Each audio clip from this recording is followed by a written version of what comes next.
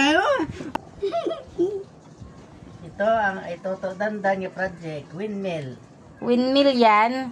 Ay, ano ibig sabihin ng alcohol? Ano yan? Kwan? Ng Alcohol, gas. Yeah. gas? Gas. Yung windmill may gas? Sige. Tapos,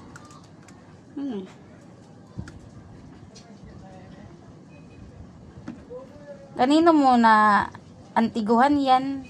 Sa TV. Sa TV? Asan, anong palabas ng TV? May lang. Sa utok lang. Sa utok mo lang? Paano magtiyog-tiyog ang kwan ng ano yan? Windmill? Windmill. Kadena.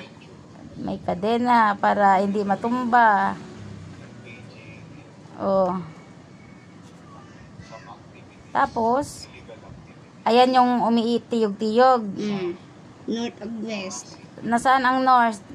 Ito. Ang west. Ito. Ang tumitiyog. Yan ang tumitiyog.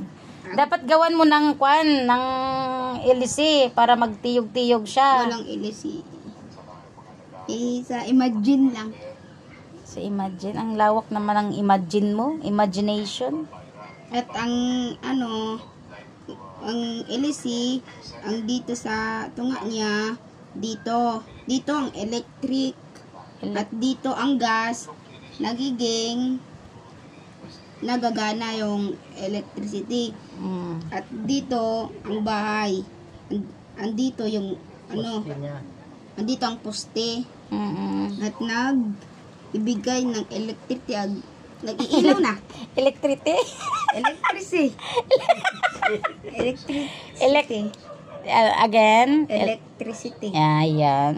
Siyempre, practice lang kami po ng kasi nagtatagalig kami para matuto na. Grabe naman yung windmill. Tingnan nyo guys, yung windmill niya. Na-explain naman niya ng maayos, di ba po? Kung paano naging yan, windmill. Picturean kita, kuya. 1. Picturean mo yung mo, invention mo yan 1, 2, smile.